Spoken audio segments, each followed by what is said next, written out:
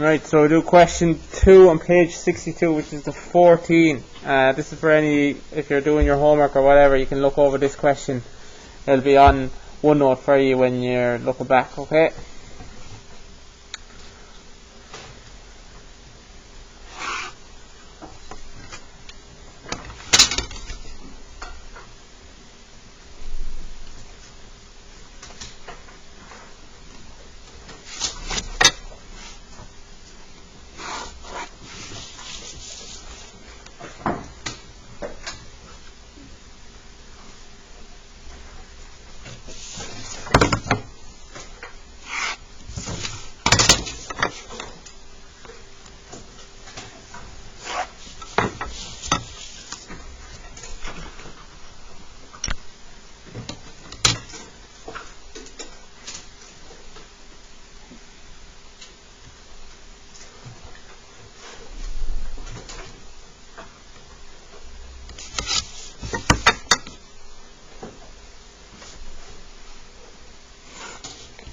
I'm going to make a light line grid here.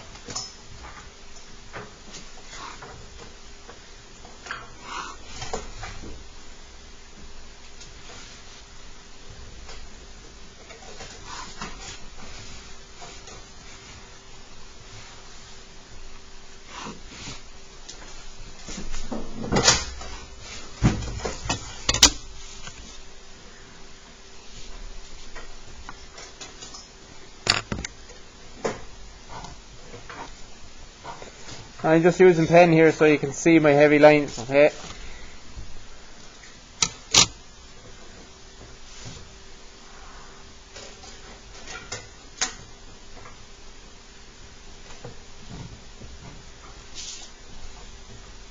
What's up, David?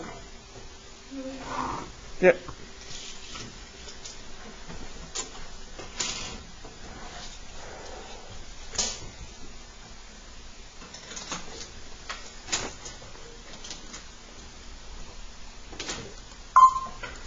Have I,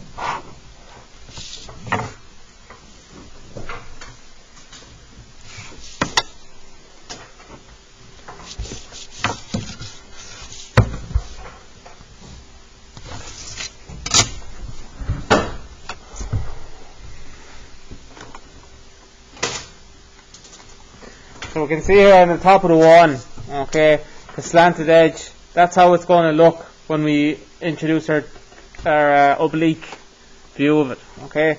So it's not going to, you're not going to see any of this surface, alright, because this was a 45-degree line, and in turn we're seeing along that line, okay. Yeah, Alex? What if you're on 45 degrees up like that way? Yeah, you would see it then. So if you went 45 degrees up that way, you'd see this shape as totally different. And in fairness, when the examiners are correcting the questions, if you do it that way, you won't be deducted marks, okay. You can do it whichever way you want. So it is a good idea to have a look at the question, see which is a nicer or easier way to go about it.